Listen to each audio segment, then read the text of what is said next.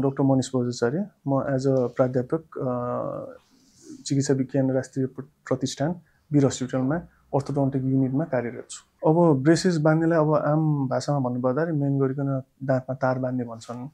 यो प्रायः जसो चाहिँ मेन गरिकन राम्रो बन्नलाई गर्ने हो।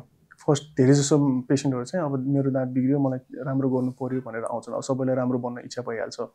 तर यो चाहिँ कस्तो भने साइड बाई साइड कति कुरा चाहिँ साइकोलोजिकल एस्पेक्टबाट पनि जोडिएको हुँदो रहेछ। जस्तै अब म हजुरलाई एउटा इक्जाम्पलै दिउँ। अब चितवनमा बस्ने एकजना कक्षा 8मा अध्ययनरत एकजना विद्यार्थी चाहिँ दाँत र तलको यो चिउँडो नमिलेर यति उसलाई डिप्रेसनमा गयो कि उसले क्लास 8 पछि पढ्नै जान मानेन। कक्षामा मास्क लाएर बस्ने, टोपी लाएर बस्ने, अरू कसैलाई मास्क र टोपी लाउन नदिने, ऊ एकजनालाई भनेर टिचरले मास्क र टोपी लाउनु उसलाई चाहिँ एलाउड थियो। पछि उसले कक्षा 8मा जानै छाड्यो। पछि अब त्यसपछि यहाँ वीर हस्पिटलमा आइसकेपछि हामीले उसको ट्रिटमेन्ट गरिसकेपछि उसको आत्मविश्वास यति बढ्यो। अब पहिला सुरु फेस टु फेस आँखा जोडेर कुरा गर्न नसक्ने, चितवनबाट आउँदाखेरि पनि आमा बाबासँग आउने, कुरा गर्दाखेरि पनि उसको सट्टा आमा बाबाले एन्सर गरिदिनु पर्ने। तर अब यो दाँत र यो अनुहारको बनावट मिलिसके उसको यो कन्फिडेन्स लेभल यति हाई भयो कि अब त्यो फिल हुँदो रहेछ कि मान्छेलाई चाहिँ अब पहिला बोल्दै नबोल्ने मान्छे अब हाँसेर खुलेर कुरा गर्ने, साथीभाइ बनाउने, त्यस्तो चाहिँ धेरै परिवर्तन आउँदो रहेछ भनेपछि यो चाहिँ सर्टेन साइकोलोजिकल प्रब्लम कतै न कतै जोडेको हुँदो रहेछ मान्छेलाई। हुन त यो इन्डिभिजुअल हो, कसै कसैलाई जतिसुकै दाँत बिग्रे पनि उसलाई केही मतलबै हुँदैन। तर मेन गरिकन यो टिनेजर्स र यो यङ यो एडल्ट्सहरूमा चाहिँ यो प्रब्लम चाहिँ देखिँदो रहेछ। जस्तै अब अफिसमै काम गर्दाखेरि पनि अब सर्टेन कम्प्लेन के लिएर आउँछन् भन्दाखेरि मिटिङमा चाहिँ मलाई खुलेर बोल्न चाहिँ अलिक अप्ठ्यारो लाग्छ, दाँत बिग्रेको छ, हाँस्दाखेरि देखिन्छ, अलिकति कन्फिडेन्स भएन, दाँत बनाउनु पर्यो भनेर पनि आउँछन्। बाजुपन सम्बन्धी कुनै पनि समस्या समाधानका लागि सम्झनुहोस् हार्दिक IVF and fertility centre, Sinamangal, Kathmandu. यो ब्रेसेस बान्ने चाहिँ मेन गरिकन यही सौन्दर्यताको लागि र कन्फिडेन्स लेभल साइकोलोजिकल प्रब्लम चाहिँ आएको थियो देख्ने। अर्को मेन देखेको भनेको चाहिँ हजुरको फङ्सनल प्रब्लम। फङ्सनल प्रब्लम कस्तो हुन्छ भन्दाखेरि चाहिँ त्यो पर्टिकुलर पेसेन्टलाई चाहिँ सौन्दर्यसँग केही मतलब छैन, रिलेटेड छैन, तर दाँतमा चाहिँ ब्यालेन्स चाहिँ नमिलेर आउँछ। जस्तै टोक्नलाई पनि माथि र तलको दाँत त मिल्नु पर्यो, त्यो नमिल्दाखेरि के हुन्छ भने माथि र तलको दाँत चाहिँ एबनर्मल किसिमले ठोकिँदाखेरि चाहिँ दाँतहरू खिने, भाँचिने, अनि त्यो गर्दाखेरि चाहिँ त्योसँगै मांसपेशीहरू पनि दुख्ने, अनि यो माथि हाम्रो टेम्पोरोमेन्डिबुलर जोइन्ट भन्छौँ त्यो जोड्नेमा पनि असर गर्ने, मुख खोल्दाखेरि बन्द गर्दाखेरि दुख्ने, तलको चिउँडो चाहिँ बाङ्गिने, त्यस्ता समस्याहरू पनि आउँछन्। सो यही दुईटा कारणले नै तामा बान्नेहरू पेसेन्टहरू चाहिँ धेरै चाहिँ आएको हुन्छ। भनेपछि यो यसले त दाँत फेरि सिधा पार्ने मात्र भन्दा पनि त अरू हेल्थ इस्युहरू पनि हुने रहेछ नि त है। यसलाई पनि अलिकति डिस्क्राइब गरिदिनु न। यो चाहिँ एकदम राम्रो प्रश्न सोध्नुभयो। मेन गरिकन नेपालीहरूमा चाहिँ तार बान्ने भनेकै दाँतको पङ्क्ति मिलाउने भनेर मात्र बुझ्छन्, तर अब यसको चाहिँ अरू ठुलो स्कोप पनि छ। जस्तै अब अभियसली तार बाँधेर दाँतको पङ्क्ति मिलाउने नै हो। अर्को भनेको चाहिँ जस्तै म हजुरलाई इक्जाम्पल दिन्छु। कति कुरा म वीरहस्पिटलमा काम गर्दाखेरि चाहिँ मुख बाङ्गो चाहिँ भनेर सर्जरी गर्न पठाउँछन्, तर हेर्दाखेरि चाहिँ खालि तल र माथिको दाँतको ब्यालेन्स मात्र नमिलेको छ। तार बाँधेर त्यो ब्यालेन्स मिलायो भने अनुहार चाहिँ आफै सिधा हुन आउँछ। हो कुनै कुनै केसेसमा चाहिँ अब हड्डीकै प्रब्लम छ भने अभियसली सर्जरीतिर जानु पर्यो, यसमा पनि प्रब्लम आएको छ। त्यही कारणले गर्दाखेरि चाहिँ तार बाँध्दाखेरि चाहिँ हामीले दाँतको पङ्क्ति मात्र मिलाउने होइन कि यसले समग्र रूपमा दाँतसँग रिलेटेड यो मांसपेशी भयो, यो हड्डीहरू पनि त्यसको सन्तुलन मिलाउन पनि धेरै नै हेल्प गर्छ। मान्छेको ट्रिटमेन्ट गर्नुभन्दा अगाडि र ट्रिटमेन्ट गर्नु पछिको हजुरले फेस कम्पेयर गर्नुभयो भने आकाश जमिनको फरक हुन्छ। अब दाँत सिम्पल दाँत र दाँतको वरिपरिको हड्डी मात्र नमिलेको हो भने तार मात्र बाँधे पुग्यो। तर सर्टेन कन्डिसनमा कस्तो हुन्छ भन्दाखेरि मान्छेको यो नर्मल वृद्धि विकास हुँदाखेरि अथवा जेनेटिक कजले गर्दाखेरि जस्तै सिन्ड्रोमिक केसेसहरू हुन्छ, तिनीमा चाहिँ हाम्रो चाहिँ माथि र तलको हड्डीहरूको सन्तुलन नमिलेको हुन्छ। सो तार बान्ने भनेको त दाँतमा मात्र बान्ने हो, हड्डी त हाम्रो कन्ट्रोलमा हुँदैन। सो त्यस्तो कारणले गर्दाखेरि चाहिँ अब शल्यक्रिया नै गर्नुपर्ने हुन्छ। तर कति कुरा चाहिँ कस्तो हुन्छ भने हामीले चाहिँ क्याटेगोराइज गरेको हुन्छ। जस्तै कति उसको प्रब्लम सिभियर छ कि माइल्ड छ कि मोडरेट छ भनेर। सो हामीले क्याटेगोराइज गर्दाखेरि अब चाहिँ हामीले एक्सरेहरू लिन्छौँ, त्यसपछि नापहरू लिन्छौँ, फोटोहरू खिच्छौँ, अनि कुन अनुहारको कुन भागमा उसको नमिलेको, हड्डी नमिलेको हो कि दाँत मात्र नमिलेको, त्यसपछि हामीले पहिला क्याटेगोराइज गर्छौँ। त्यो क्याटेगोराइज गरेपछि अब त्यो ट्रिटमेन्ट गर्दाखेरि चाहिँ अब हड्डी नै काटेर मिलाउनु पर्ने हो कि शल्यक्रिया गर्नुपर्ने हो कि दाँतमा तार मात्र बाँधे पुग्छ, त्यसरी चाहिँ डिसाइड गर्नुपर्ने हुन्छ। यो चाहिँ फेरि एकदम महत्त्वपूर्ण छ। कहिलेकाहीँ कस्तो हुन्छ भने मिसडायग्नोज भयो भने सर्जरी गर्नु नपर्ने केस पनि सर्जरी गर्नुपर्छ भनेर कहिलेकाहीँ रिफर भइरहेको हुन्छ। कहिलेकाहीँ चाहिँ अब सर्जरी गर्नुपर्ने केसमा पनि मान्छेले चाहिँ तार बाँधेर चाहिँ जबरजस्ती मिलाउन खोजिरहेको चाहिँ देख्छौँ। यो चाहिँ त्यही भएर चाहिँ अलिकति डायग्नोसिस चाहिँ एकदमै महत्त्वपूर्ण छ। यसको लागि चाहिँ मेरो सुझाव के छ भन्दाखेरि चाहिँ नेपाल मेडिकल काउन्सिलमा रेजिस्टर्ड डक्टरसँग अझ यो ब्रेसेस बार्ने स्पेसलिस्टलाई त अर्थोडोन्टिस्ट भन्छन् अथवा म्याक्सिलोफेसियल सर्जनहरू हुन्छन्, उहाँहरूलाई देखाउनु भयो भने चाहिँ अझ कुरा क्लियर हुन्छ। अझ राम्रोसँग चाहिँ यो सजेसन्सहरू राम्रोसँग काउन्सिलिङ चाहिँ अझ राम्रोसँग हुन्छ। मेन भनेको त कस्तो भन्दाखेरि अब आजकल सबै सेतो कोट लाउँदैमा डक्टर हुँदैनन्, त्यही भएर चाहिँ मेन गरिकन त्यो पर्टिकुलर डक्टर चाहिँ नेपाल मेडिकल काउन्सिलमा रेजिस्टर्ड छ कि छैन पहिला हेर्नु पर्यो र आफूलाई लागेको स्पेसलिस्ट चाहिँ हो कि होइन भनेर थाहा पाउनु पऱ्यो। अझ राम्रोसँग काउन्सिलिङ हुन्छ कि जस्तो लाग्छ मलाई चाहिँ। दाँत मिलाउनु पनि थुप्रै तरिकाहरू छ, जस्तै अब एउटा चाहिँ मेटलको ब्रेसेस भयो, अर्को चाहिँ हजुरको सिरामिक ब्रेसेस भन्ने पनि हुन्छ, अलि महँगो ब्रेसेसहरू सेफ लिगेटिङ ब्रेसेसहरू पनि आउँछन् र अब आजकल चलन चल्तीमा आएको भनेको चाहिँ क्लियर अलाइनर्स भन्ने हुन्छ। ब्रेसेसै लगाउनु नपरिकन पनि दाँत मिलाउनु मिल्छ। अब सबैको आफ्नो फाइदा बेफाइदाहरू हुन्छन्। अब मैले सरसर्ती भन्नुपर्दा चाहिँ इन केस अब ब्रेसेसै लाउनु पऱ्यो भने चाहिँ जस्तै हजुरले मेटल ब्रेसेसै लगाउनुहोस् कि सिरामिक ब्रेसेसै लगाउनुहोस् कि सेल्फ लिक्विडिङ ब्रेसेस लगाउनु, जे गरे पनि एन्ड रिजल्ट चाहिँ एउटै हो। अब ट्रिटमेन्ट गरिरहेको कतिको स्किल छ त्यसमा पनि भर पर्छ। अब बाहिर के छ भन्दाखेरि सेल्फ लिक्विडिङ ब्रेसेस लगायो भने चाहिँ दाँत ननिकालिकन ट्रिटमेन्ट गर्न मिल्छ, दाँत चाहिँ छिटो मिल्छ भनेर चाहिँ अलिकति मिसकन्सेप्सन पनि छ। तर सत्यता के हो भन्दाखेरि हजुरको कुनै पनि मेटल ब्रेसेस होस् कि सेरामिक ब्रेसेस होस् कि सेल्फ लिक्विडिङ ब्रेसेस होस्, जे युज गरे पनि हजुरको न त ट्रिटमेन्ट टाइममा ड्युरेसनमा फरक पर्छ, न त हजुरको चाहिँ के अरे दाँत निकाल्नु पर्ने केसेसमा ननिकालिकन गर्न मिल्ने हो, त्यसमा केही पनि फरक पर्दैन। प्राइसको चाहिँ फरक पर्छ। सो जस्ट बिकज मैले चाहिँ सेल्फ लिक्विडिङ ब्रेसेस गरेर मैले बढी पैसा तिर्यो भन्दैमा सेल्फ लिक्विडिङ ब्रेसेस युज गरेर चाहिँ मेटल ब्रेसेस भन्दा राम्रो रिजल्ट आउने चाहिँ होइन। एन्ड रिजल्ट चाहिँ एउटै हो। बरु हो अलाइनर्स र मेटल ब्रेसेसमा फरक चाहिँ छ। फरक इन द सेन्स कस्तो छ भन्दाखेरि हजुरको चाहिँ रिजल्ट चाहिँ कस्तो हुन्छ भन्दाखेरि एन्ड रिजल्ट एउटै भए तापनि ब्रेसेस लाउँदाखेरि हरेक महिना आउनै पर्ने हुन्छ, खानेकुराहरू बार्नु पर्ने हुन्छ, कन्ट्याक्ट स्पोर्ट्स जस्तै बास्केटबल फुटबल खेल्नु भएन किन ठोक्यो भने त नराम्रोसँग घाउ हुन्छ, तारमा ब्रेसेस लगेर हुन्छ, तारमा कोच्ने अल्सरहरू आउने समस्या धेरै पर्छ, जुन कुरा चाहिँ अलाइनर्समा चाहिँ हुँदैन। अलाइनर्समा चाहिँ कुनै तार पनि हुँदैन, त्यही भएर कोच्ने सोच्ने पनि हुँदैन, अलि रिलेटिभली कम्फोर्टेबल हुन्छ अनि हजुरको महिनाको एकचोटि पनि आउनु पर्दैन। एटलिस्ट 3 महिनादेखि 5 महिनाभित्रमा एकचोटि गए पुग्छ। हुन त अब अलाइनर्स लगायो भन्दैमा चाहिँ फलोअपै जान नमिल्ने भन्ने पर्दैन भन्ने चाहिँ होइन, फलोअप पनि जानै पर्छ। त्यो अलाइनर्स भनेको कुनै जादु होइन, लाउने बित्तिकै दाँत आफै मिल्दै जाने भन्ने चाहिँ होइन। 4 देखि 5 महिनामा फलोअप जानै पर्ने हुन्छ। हुन त कन्डिसनहरू हुन्छ, सिम्पल केसेस हो भने चाहिँ एकचोटि नगइकन ट्रिटमेन्ट गर्न मिल्छ, तर प्रायः जस्तो चाहिँ 3-4 महिनामा अलाइनर्समा पनि फलोअपमा जानै पर्ने हुन्छ। एन्ड रिजल्ट चाहिँ इन केस स्किलफुल ह्यान्डमा परेको छ भने चाहिँ एन्ड रिजल्ट चाहिँ एउटै हो। अलाइन्समा एउटा फाइदा के छ भन्दाखेरि हजुरको चाहिँ खानासाना केही पनि बार्नु पर्दैन। जस्तै ब्रेसेस त हजुरको फिक्स्ड हुन्छ, दाँतमा तार त निकाल्न मिल्दैन हजुरले भनेपछि हजुरलाई चाहिँ इन्स्ट्रक्सन दिएको हुन्छ, यो खाऊ यो नखाऊ, साह्रो चक्किने चिज नखानु, राम्रोसँग ब्रस गर्नुपर्छ किनकि तारहरू हुन्छ, खानेकुरा अड्किन्छ, किरा लाग्ने चान्सेस बढी हुन्छ, इन्फेक्सन हुने चान्सेस बढी हुन्छ। अब अलाइनर्समा कस्तो हुन्छ नि, हजुर खानु पऱ्यो भने चट्ट निकाल्नु भयो, बक्समा राख्नुभयो, जे खाए पनि भयो, नर्मली ब्रस गर्नु भए पनि भयो। त्यसले गर्दाखेरि चाहिँ अलाइनर्समा चाहिँ कति कुरा जस्तै अब मिडियामा लाग्ने हुन्छ एयर होस्टेसहरूले चाहिँ उनीहरू चाहेर पनि ब्रेसेस बाँध्न मिल्दैन, उनीहरूको प्रोफेसनले नै दिँदैन नि त। जस्तो अब एक्टर एक्ट्रेसहरू आउनुभयो भने त ब्रेसेस राख्नु त मिलेन। अब त्यस्तो केसमा चाहिँ अलाइनर्स, अब अलाइनर्स अभियसली हजुरले भन्नुभयो जस्तै अलाइनर्स महँगो चाहिँ महँगो पर्छ, अलमोस्ट 3 टाइम्स 4 टाइम्स चाहिँ महँगो पर्छ। जस्तै अब ब्रेसेस भनेको त हामीले एउटा स्पेसल सिमेन्टले दाँतमा टाँसिदिने हो, त्यो चाहिँ हजुरको 2 वर्ष 2.5 वर्ष कतिसम्म ड्युरेसन, त्यो मुखमा चाहिँ फिक्स्डै हुन्छ, त्यो पेसेन्टले आफैले निकाल्न चाहिँ मिल्दैन। एभ्री मन्थ हस्पिटलमा अथवा क्लिनिकमा गएर त्यो एक्टिभेट अथवा कस्न जानुपर्ने हुन्छ। त्यसको लागि चाहिँ हजुरको ब्रेसेस चाहिँ रिलेटिभली तर सस्तो पर्न आउँछ अलाइनर्सको कम्पेरिजनमा। जस्तै अब अहिले चाहिँ राम्रो खालेको ब्रेसेसको पनि थरी क्वालिटीको हुन्छ। राम्रो खालेको ब्रेसेसको गर्दाखेरि चाहिँ अलमोस्ट 70-80 हजारको रेटमा पर्छ प्राइभेटमा चाहिँ। अब गभर्मेन्ट लेभलमा हजुरले बिर हस्पिटलमा कुरा गर्नुभएको छ भने सर्जिकल केसेसको अलमोस्ट 50 हजारसम्ममा गर्छौँ हामीले। अब अलाइनर्सको कुरा गर्दाखेरि चाहिँ कस्तो हुन्छ, अलाइनर्सको फिक्स्ड प्राइस चाहिँ हुँदैन, सिभियरिटी अनुसार जति नम्बर अफ अलाइनर्स बढ्दै गयो त्यति हजुरको प्राइस बढ्दै जान्छ। इक्जाम्पलको लागि अलिकति अगाडि 2टा दाँतको बिचमा ग्याप छ, त्यो त धेरै माइनर भयो भनेपछि हजुरको 10वटा अथवा 15वटा अलाइनर्समा ट्रिटमेन्ट सकियो भने चाहिँ हजुरको लगभग 1,50,000 जतिमा सकिन्छ। होइन अलिकति सिभियर छ, दाँतै निकालेर ट्रिटमेन्ट गर्नुपर्ने छ, ट्रिटमेन्ट ड्युरेसन हजुरको 2-2.5 वर्ष भने त हजुरको नम्बर अफ अलाइनर्स त हजुरको 80-90वटासम्म पुग्न आउँछ। त्यो भने चाहिँ अलाइनर्सको चाहिँ हाराहारी चाहिँ 3.5 लाख 4 लाखसम्म पर्न आउँछ।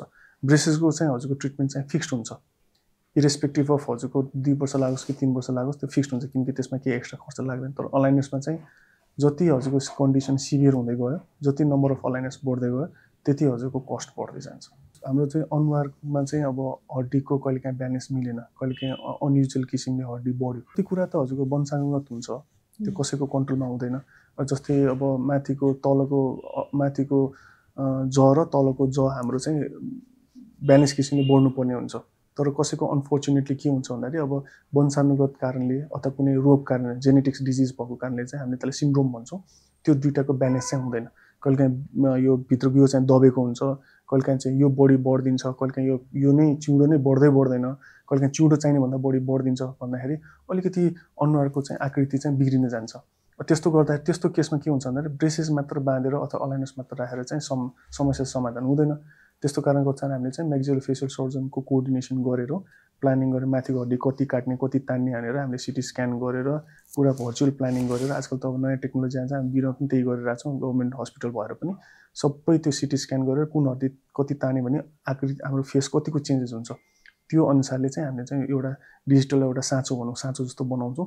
पहिला जस्तो चाहिँ कस्तो हुन्छ, पहिला हामीले भर्खर बिरुवा सुरु गर्दाखेरि चाहिँ म्यानुअल गर्छौँ, के अरे अपरेसन गर्दाखेरि कति तान्ने भनेर, त्यहाँ चाहिँ अब म्यानुअल भनेर अब अलिकति तलमाथि पर्न सक्ने, अहिले त एकदम डिजिटल गर्नेले एकदम एक्युरेट हुन्छ र त्यो चाहिँ हामीले वीर हस्पिटल सरकारी अस्पतालमा हामीले त्यही गरिरहेछौँ। मेन गरिकन चाहिँ ब्रेसेस बाँध्ने कि नबाँध्ने भनेर चाहिँ हाम्रो इन्टरनेसनल क्राइटेरिया अनुसार चाहिँ 7-8 वर्षको बेला चाहिँ प्रिलिमिनरी बच्चालाई चेकअप गराउनु भन्छ। त्यो भनेको चेकअप गराउनु भनेको 7-8 वर्षमा ब्रेसेस लगाउनु भनेको चाहिँ होइन। जुन मैले भने नि हजुरको, जस्तै मान्छेको शरीरको वृद्धि विकास हुँदाखेरि चाहिँ अनुहारमा पनि सर्टेन चेन्जेस आउँछ। 7-8 वर्षको उमेरमा कहिलेकाहीँ के हुन्छ भन्दाखेरि यो माथिको ज नै बिस्तारै डिक्रिज भएको हामीले चाल पायौँ भने त्यही बेला चाहिँ हामीले चाहिँ एउटा फेस मास्क भन्ने हुन्छ, यो टाउको सपोर्ट गरेर यो जलाई चाहिँ बाहिर तान्न मिल्छ। त्यसो गऱ्यो भने चाहिँ फ्युचरमा सर्जरी गर्न सक्ने चान्सेस चाहिँ कम हुँदै जान्छ। हामीले राइट टाइममा त्यो डायग्नोसिस गऱ्यो भने एटलिस्ट सर्जरी त गर्नु पर्दैन नि त। त्यही भएर चाहिँ 7-8 वर्षको उमेरमा चाहिँ प्रायः जस्तो चाहिँ अलिकति चेकअप गराउनु भनेर भन्छ। आइडियल ट्रिटमेन्ट चाहिँ यो ब्रेसेस बाँध्ने भनेको चाहिँ 11-12 वर्षमा, किन भन्दाखेरि चाहिँ लास्टमा जब हाम्रो दुधै दाँत साटिएर पर्मानेन्ट दाँत आउन सुरु गर्छ नि, त्यो टाइम ठ्याक्क साटिनुभन्दा अगाडिको टाइम चाहिँ सबभन्दा बेस्ट टाइम भन्छ। होइन अब सर्जरी गर्नुपर्ने भने चाहिँ अब सर्जरी भनेको बेस्ट टाइम फेरि 18 वर्ष हो। So depending upon the case, कस्तो केस छ, सबैलाई एउटा औषधि त हुँदैन। सो त्यही भएर चाहिँ रेगुलर चेकअप गराइसकेपछि कुन टाइममा राइट ट्रिटमेन्ट गर्नुको त्यो चाहिँ डिसाइड गर्छौँ। अहिले हजुरले भन्नुभएको चाहिँ अब एज फ्याक्टर पनि आयो। हामीको अहिले वीर हस्पिटलमा 40-50 वर्षको मान्छेले पनि ब्रेसेसहरू बाँधिरहेछ। तर त्यो भनेको मैले अहिले पनि भने हजुरलाई, राम्रो बन्नलाई त एउटा बाटो छ, तर कति कुरा चाहिँ फङ्सन, जस्तै अब इम्प्लान्टै राख्नु पर्यो, दाँत अब दाँत निकाल्यो टाइममा रिप्लेस गरेन भनेपछि दाँत त बाङ्गिँदै जान्छ, अब दाँत राख्ने ठाउँ त छैन भने चाहिँ कति कुरा चाहिँ इलेक्ट्रिक ट्रिटमेन्ट भनेको फुल फेजमा ब्रेसेस बाँध्ने होइन कि सेलेक्टेड ठाउँमा ब्रेसेस बाँधेर फर द टाइम अरू ट्रिटमेन्टलाई सहजीकरण गर्नलाई पनि ब्रेसेस बाँध्नुपर्ने। सो मैले भन्नुपर्दा चाहिँ एज चाहिँ फ्याक्टर होइन। अब कस्तो किसिमको ट्रिटमेन्ट गर्ने, कति एक्सटेन्सिभली ट्रिटमेन्ट गर्ने चाहिँ अभियसली कहिलेकाहीँ डिसाइड गर्छ, तर एज चाहिँ फ्याक्टर होइन, जुन एजले पनि गर्न मिल्छ। भनेपछि त्यो 11-12मै गरे जतिको रिजल्ट आउँदैन, तर एउटा केही न केही रिजल्ट चाहिँ दिन्छ भन्ने कुरा हो। हजुर, अब जति यङ एजमा गऱ्यो, जति अब बच्चाहरूको ट्रिटमेन्ट गर्दाखेरि चाहिँ बोनहरूको चाहिँ जुन बोन भनेको एउटा मैन जस्तै हो, पग्लिनै बन्ने गरेर आउँछ। जति फास्ट रेटले बन्छ त्यति एडल्टकोमा अब 50-60 वर्षको हुन्छ नहोला, तर त्यो भनेर चाहिँ गर्नै नमिल्ने होइन। अभियसली अब रिजल्टमा हुन्छ, अब 50-60 वर्ष 40-50 वर्षमा अलिकति गिजा कमजोर भइसक्यो अथवा गिजाको के प्रब्लम चाहिँ त्यसले समस्या आउनसक्छ। त्यो मैले भन्छ एक्सटेन्सिभ ट्रिटमेन्ट नगरे तापनि, so depending upon the cause, अब कस्तो किसिमको ट्रिटमेन्ट खोजेको त्यो अनुसारले इलेक्ट्रिक ट्रिटमेन्ट गर्नलाई चाहिँ एज चाहिँ फ्याक्टर चाहिँ होइन, जुन एजमा पनि गर्न मिल्छ। यो ब्रेसेस बाँध्ने मलाई प्रोसेस भनिदिनु, अब हामी सिधै जाने बित्तिकै त हामीले ब्रेसेस लगाउँदैनौँ नि, त्यसको पनि एउटा स्टेप बाई स्टेप हुन्छ नि, त्यो भनिदिनु न। पहिला सुरु त अब एज अ डक्टर कुनै पनि पेसेन्टले चाहिँ ब्रेसेस बाँध्न आएछ, पहिला सुरु त कारण नै थाहा पाउनुपर्छ, के कारणले हो, कस्मेटिक कारणले मात्र हो कि अरू फङ्सन अहिले मैले भने जस्तै प्रब्लम छ भनेर। सो त्यो पहिला डिसाइड गरिसकेपछि हाम्रो चाहिँ सुरुमा चाहिँ अब स्क्यान गर्ने भन्ने हुन्छ, दाँतको कस्तो किसिमको ब्रेसेस लाउने, दाँतको एङ्गुलेसन के छ, त्यसपछि चाहिँ हामीले फोटोहरू खिच्ने हुन्छ। मैले अहिले पनि भने, किनकि तार बाँध्ने भनेको ब्रेसेस लगाउने अथवा अलाइन्स भनेको दाँत मात्र मिलाउने चाहिँ होइन, यसले चाहिँ इन्डाइरेक्ट रूपले डाइरेक्ट रूपले फेसको मेन गरिकन लोवर यति हाइटमा चाहिँ धेरै नै इफेक्ट गरेर आउँछ, अनुहारै चेन्ज हुन्छ। सो हामीले फेसलाई चाहिँ फोटो खिचिसकेपछि चाहिँ कतिको चेन्जेस ल्याउन उपयुक्त हुन्छ भनेर डिसाइड गर्नुपर्ने हुन्छ। जसरी हामीले ब्लड टेस्ट गर्दा सर्टेन रिपोर्ट आउँछ, त्यस्तै एक्सरेहरू गर्दाखेरि पनि सर्टेन रिपोर्टहरू आउँछ, एङ्गुलेसनहरू थाहा हुन्छ। त्यसपछि चाहिँ अब दाँत निकालेर गर्ने कि दाँत ननिकालिकन गर्ने कि, त्यो अनुसारले चाहिँ हामीले डिसाइड गर्नुपर्ने हुन्छ। सो टिपिकल्ली चाहिँ कुनै पनि ट्रिटमेन्ट गर्दाखेरि चाहिँ ब्रेसेस बाँध्दाखेरि चाहिँ लगभग एराउन्ड 1.5 वर्षदेखि 2 वर्ष लाग्छ। ब्रेसेस लगाउने हो भने चाहिँ महिनाको एकचोटि आउनुपर्छ। अब अलाइनर्स हो भने चाहिँ 3-4 महिना आउँछ। टोटल ट्रिटमेन्ट ड्युरेसन चाहिँ अब कन्डिसन हेरेर थपघट अलिअलि चाहिँ हुन्छ। अब पहिला त कुनै अप्सनै थिएन। मैले अहिले पनि भने जस्तो मेटल ब्रेसेस हातैले मुखभरि फलामे तारेहरू देखिन्थ्यो। त्यही भएर त्यसको सब्स्टिट्युटमा चाहिँ सिरामिक ब्रेसेस भनेर आएको थियो। सिरामिक ब्रेसेस भनेको हजुरको चाहिँ दाँतकै कलरको ब्रेसेस हो। यो चाहिँ रिलेटिभली अलिकति कस्टली पर्छ, तर मैले बढी पैसा तिर्यो भन्दैमा चाहिँ मेटल ब्रेसेस भन्दा राम्रो रिजल्ट आउने चाहिँ होइन। अब अहिले मैले अहिले पनि भने अब आजकल चाहिँ अलाइनर्स चाहिँ एकदमै चलेको छ। अब अलाइनर्स भनेको प्लास्टिक हुन्छ, ट्रान्सपरेन्ट हुन्छ, देखिँदैन, खप्प लगाए पुग्यो, खानेकुरा केही पनि बार्नु परेन, खोज्ने सोच्ने केही पनि हुँदैन, ब्रसेस गर्न केही पनि अप्ठ्यारो पर्दैन। अब डे टु डेमा जस्तै अब हजुर मैले भने नि अफिसमा काम गरिरहेको छ, अब मिटिङमा बोल्नु पर्दाखेरि ब्रेसेस गर्दा कसैको अप्ठ्यारो मान्दो रहेछ, अनि उनले चाहिँ अलाइनर्स। अब एयर होस्टेसकै कुरा गर्दा एयर होस्टेसको त्यो जबमा चाहिँ ब्रेसेस त एलाउडै रहेनछ। अब मिडिया पर्सन भयो, जस्तै एक्टर एक्ट्रेस भयो, उनीहरूले त ब्रेसेस लाउने कुरो भएन। सो अहिलेको सब्स्टिट्युट भनेको मेटल ब्रेसेस लाउनु नमिल्ने कन्डिसन छ भने चाहिँ अलाइनर्स चाहिँ सब्स्टिट्युट चाहिँ हुनसक्छ। अब ब्रेसेस बाँध्दाखेरि चाहिँ अब इन केस हामीले दाँतलाई भित्र लाउनु पर्नेको छ, दाँतहरू धेरै खप्टेर बसेको छ, मिल्नलाई ठाउँ छैन भने चाहिँ दाँत चाहिँ निकाल्नु पर्ने हुन्छ। अब दाँत निकाल्दाखेरि चाहिँ त्यतिकै ब्लाइन्डली निकाल्ने होइन। पहिला मैले अहिले भने नापहरू लिनुपर्छ, एक्सरेहरू लिनुपर्छ। हामीले चाहिँ कसरी क्यालकुलेट गर्छौँ कुन दाँत निकाल्यो भने कति स्पेस आउँछ त, र त्यो खप्टेको दाँतहरू मिल्ने त्यति स्पेस पुग्छ कि पुग्दैन, अथवा बाहिर उछिटेको दाँतलाई भित्र ठेल्दाखेरि सबै स्पेस क्लोज हुन्छ कि हुँदैन भनेर पहिला क्यालकुलेट गर्छौँ। सो त्यही अनुसारले हामीले चाहिँ दाँत निकाल्नु पर्ने हुन्छ। प्रायः जस्तो दाँत निकाल्दाखेरि चाहिँ हामीले चाहिँ कस्मेटिक जोनभन्दा पछाडिको दाँत निकाल्छौँ। भने अगाडिको क्यानन टु क्यानन, कुकुर दाँतदेखि कुकुर दाँत दाँत निकाल्ने, किन हाँस्दा बोल्दा देख्ने दाँत हो नि त त्यो। सो हामीले चाहिँ पछाडिको दाँत निकाल्छौँ। अब कतिवटा दाँत निकाल्नु पर्ने भन्ने कुरा आउँछ। सो कन्डिसन हेरेर एउटादेखि 4वटासम्म दाँत निकाल्नु पर्ने हुनसक्छ। सो आम मानिसमा के छ भने दाँत निकाल्यो भने धेरै जसो कम्प्लेन आउँछ, दाँत निकाल्ने मान्छे तर्सिन्छ। अभियसली केही नभएको नर्मल दाँत निकाल्ने भने तर्सिन्छ। मेन गरी प्यारेन्ट्सहरू दाँत निकाल्यो भने चाहिँ आँखा कमजोर हुन्छ, स्मरण शक्ति जान्छ, कमजोर हुने हो कि भनेर सोध्छन्। त्यो भन्नुपर्दा त्यसमा के पनि दाँत र त्यस्तो आँखाको केही रिलेसनै छैन। दाँत निकालेर स्मरण शक्ति जाने भन्ने हुँदैन। सुरुमा चाहिँ खाली ठाउँ भए तापनि लास्टमा ट्रिटमेन्ट सकिँदाखेरि मुख खोलेर हेर्दाखेरि कहाँनिर दाँत निकालेको पत्तै पाएन। त्यहाँ दाँत राख्नुपर्ने होइन, त्यो स्पेस चाहिँ जुन त्यो दाँत निकालेको जुन स्पेस हुन्छ त्यो स्पेस चाहिँ अरू दाँतहरू मिल्दाखेरि त्यो स्पेस चाहिँ अकुपाइड हुन्छ। तपाईँ यो हजुरले मात्र होइन, सबै दाँतलाई मैले प्यारेन्ट्सले चाहिँ दाँत निकाल्नुपर्छ भने अलिकति पछाडि हट्छन्। र केही नभएको दाँत किन निकाल्ने र भन्ने हुन्छ। त्यसको पनि त एउटा आफ्नै फङ्सन पनि होला नि त। हो, अब यस्तो हो, हामीले त कुनै पनि ट्रिटमेन्ट हामीले गर्दाखेरि चाहिँ हाम्रो इन्डिभिजुअल यो त कस्तो भन्दाखेरि प्रुभड चिज हो नि त। मेडिकल साइन्स भनेको चाहिँ अब मलाई मन लाग्यो भनेर गर्ने चिज भने अब यसमा थुप्रै रिसर्चहरू भएको छन्। कुनै पनि रिसर्चमा चाहिँ दाँत निकालेर चाहिँ आँखा कमजोर हुने, स्मरण शक्ति जाने, त्यसले फङ्सन नै इफेक्ट गर्ने भन्ने चाहिँ हुँदैन। त्यही भएर चाहिँ राम्रो स्किलफुल हातमा चाहिँ पर्नु पऱ्यो पेसेन्ट। हुन्छन् हजुरले भने जस्तै अब दाँत निकालेर स्पेसै क्लोज नहुने केसेसहरू पनि छ। त्यो भने कस्तो भन्दाखेरि चाहिँ त्यो ट्रिटमेन्ट प्लानिङमा चाहिँ मिस्टेक भएको हो। रुटमा प्रब्लम हुँदैन, सँगसँगैको अर्कोतिरको रुट। अब कुनै पनि ट्रिटमेन्ट गर्दाखेरि साइड इफेक्ट त हुन्छ। जस्तै अब सानो एउटा हामीले हातमा कट्यो भने कहिले इन्फेक्सन हुने त डर हुन्छ नि त। तर कस्तो भने त्यसको प्रोबेबिलिटी कति भन्ने कुरा हो। जस्तै अब म यहाँबाट घर जाँदाखेरि म ड्राइभ गरेर गएँ, सातोबाट जाँदाखेरि कहिले एक्सिडेन्ट त पर्न सक्छ, त्यो भने घरै नजाने भन्ने त भएन। प्रोबेबिलिटी कति भन्ने कुरा हो। कुनै पनि चिज, कुनै पनि ट्रिटमेन्ट हजुरको 100% सेफ भन्ने त हुँदैन। Certain amount of chances side effect हुने चान्सेस त हुन्छ। त्यही अनुसार अब ब्रेसेस बाँध्दाखेरि सर्टेन साइड इफेक्ट हुनसक्छ। जस्तै अब हड्डीहरू खिइन सक्छ। हो, त्यही कारणले गर्दाखेरि कति फोर्स लगाउने, कस्तो डक्टरले ट्रिटमेन्ट गरिरहेछ त्यो एकदमै आवश्यक हो। त जतिसुकै प्रिकसन लिए पनि कहिलेकाहीँ त तपाईँ पर्न सक्छ। अब त्यही भएर चाहिँ अब त्यो पेसेन्टसँग राम्रोसँग काउन्सिलिङ चाहिँ गर्नुपर्छ। तार बाँधेर दाँत कमजोर हुँदैन। दाँत कमजोर हुने भनेको मतलब चाहिँ गिजा कतिको बलियो छ त्यसमा फरक पर्छ। नर्मल मान्छेको पनि, तार कहिले जिन्दगीमा नबाँधेको मान्छेको पनि मेरो पहिला दाँत कस्तो टक्क मिलेको थियो, अहिले आएर दाँत छिद्रा पऱ्यो, स्पेस आउनु थाल्यो, दाँत हल्लिन थाल्यो भनेको मतलब गिजाले चाहिँ दाँत छोडेको। हजुरको जतिसुकै चिटिक्क राम्रो घर बनाएको किन नहोस्, जग्गै बलियो भएन भने त काम भएन नि त। सेम त्यस्तै हो। हजुरको अर्थोडोन्टिक ट्रिटमेन्ट अथवा ब्रेसेस बाँधेर दाँत कमजोर हुँदैन। हो, अब ब्रेसेस बाँधिसकेपछि हजुर राम्रोसँग केयर गर्नु भएन, अभियसली सफा गर्न अलिकति अप्ठ्यारो पर्छ। पहिला पो ब्रेसेस थिएन, तार थिएन, ब्रेस गर्न सजिलो भयो। अब त हजुरले नर्मल अर्थोडोन्टिक ब्रस युज गर्नु पऱ्यो, इन्टरडेन्टल ब्रस युज गर्नु पऱ्यो। पहिला हजुरले 2 मिनट ब्रस गर्नुपर्छ नि, अलि राति खाना खाइसकेपछि सुत्नुभन्दा अगाडि घडी हेरेर ऐना हेरेर 10 मिनट ब्रस गर्नु, अलिकति मेहनत त गर्नुपर्छ। राम्रोसँग सफा गर्नुभयो, गिजा इन्फेक्सन भएन भने दाँत कमजोर त हुँदैन। तर हो, अब राम्रोसँग सफा गर्नु भएन, अब गिजा इन्फेक्सन हुन थाल्यो, अब जग्गै कमजोर भयो भने दाँत त हल्लिहाल्छ नि। त्यही कारणले गर्दा त्यही भएर पेसेन्टलाई ट्रिटमेन्ट गर्नुभन्दा अगाडि हामीले चाहिँ राम्रोसँग काउन्सिलिङ गरेर राम्रोसँग सफा गर्नुपर्छ, टाइममा अपोइन्टमेन्ट आउनुपर्छ, हेल्थ के अरे सरसफाइ मेन्टेन गर्नुपर्छ भनेर चाहिँ भनेका हुन्छौँ। बिस्तारै बिस्तारै अब यस्तै हाम्रो मिडियाहरूबाट चाहिँ एकदमै राम्रो मान्छेलाई यो पोजिटिभ इन्फर्मेसनहरू गइरहेको थियो। पहिला त कस्तो भन्दाखेरि ब्रेसेस बान्ने भनेको चाहिँ हजुरले भन्नुभयो जस्तै दाँत मात्र मिलाउने, अरू चाहिँ मतलबै नहुन्छ। अब बिस्तारै अब अहिले कस्तो भन्दाखेरि वीर सुरुमै हजुरको यो मिडिया थ्रु थाहा पाएर नेपालमा मात्र होइन है, विदेशी, अब मैले इक्जाम्पल दिनुपर्छ, भर्खरै हजुरको कोरियामा बसिरहेको यहीँ मिडियाबाट देखेर यहाँ ट्रिटमेन्ट गर्न आएकाहरू पनि छन्। ब्रेसेस मात्र होइन कि अब यो त अनुहारको डिफर्मिटी भएको हुनाले अब त्यहाँ धेरै नै महँगो पर्छ बाहिर।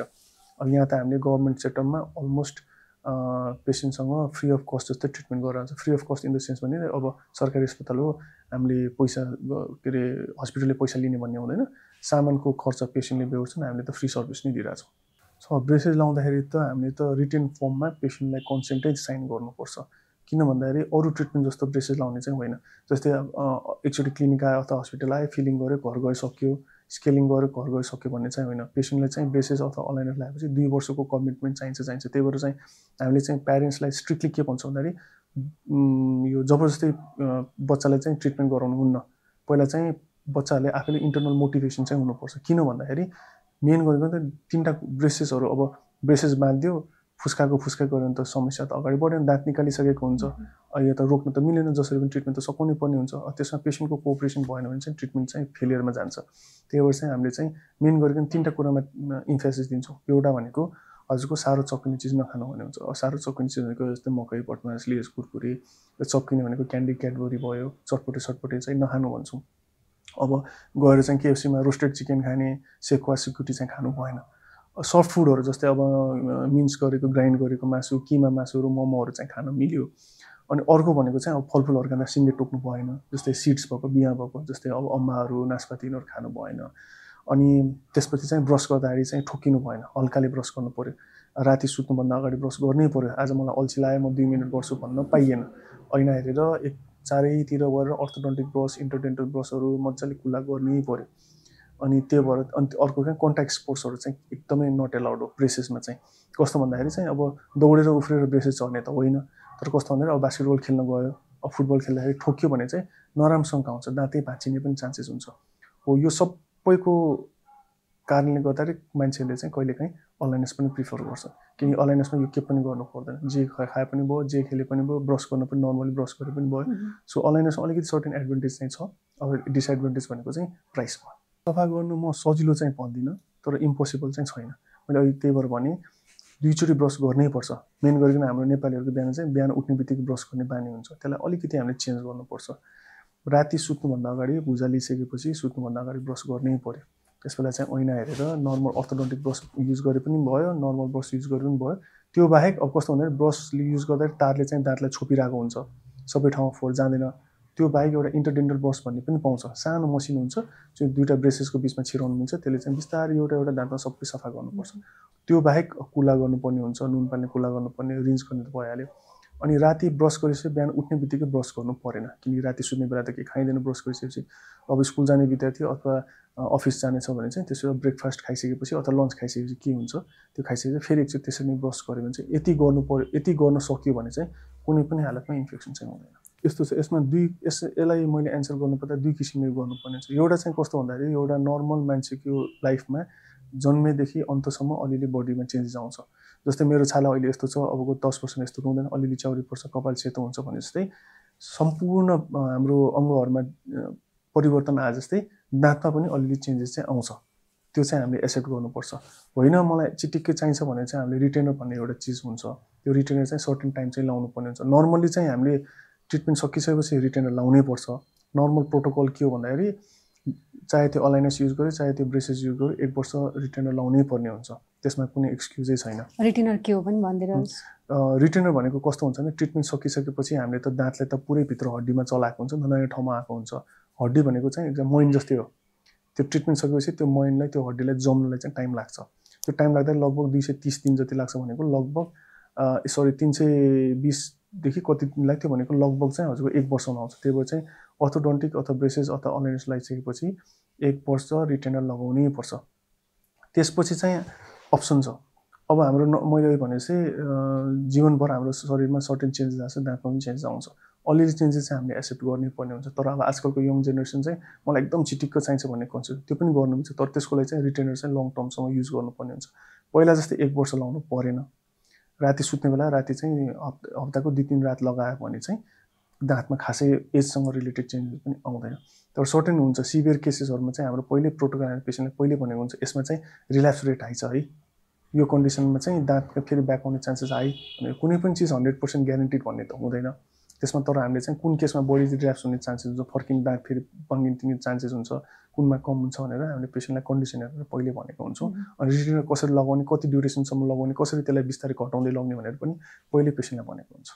अर्को भनेको चाहिँ कहिलेकाहीँ कस्तो हुन्छ भने दाँत टोक्दाखेरि मिलेन भनेर चाहिँ हजुरको बिस्तारै खिँदै जान्छ, दाँतहरू हल्लिन थाल्छ, किनकि त्यो एब्नर्मल फोर्स पऱ्यो, ब्यालेन्स त भएन, दाँतहरू बिस्तारै हल्लिँदै जान्छ, गिजाहरू तल सर्दै पनि जान सक्छ। अहिले पनि भने मांसपेशीहरू दुख्ने, टाउको दुख्ने, यो जोइन्टहरू यहाँ हाम्रो टेम्पोरोमेन्डिबुलर जोइन्ट हुन्छ त्यो जोइन्टहरू दुख्ने त्यस्तो, अनि माथि हड्डीहरू पग्लिने त्यस्तो चाहिँ हुन्छ। यो चाहिँ अब कस्तो हुन्छ आजको भोलि हुने होइन, बिस्तारै in due course of time chronic रूपमा भयो भने चाहिँ बिस्तारै हुन्छ, अनि पछि लास्टमा आउँदाखेरि चाहिँ धेरै नै सिभियर भइसकेको हुन्छ। पहिला सुरु त छ भने त राम्रो ठाउँमा पहिला मैले अहिले फेरि पनि भन्छु नेपाल मेडिकल काउन्सिलको वेबसाइटमा हजुरले चाहिँ डक्टरको नाम टाइप गर्यो अथवा उसको एनओसी नम्बर टाइप गर्ने डक्टर हो कि होइन देखाउँछ, लाइसेन्स्ड हो कि होइन देखाउँछ।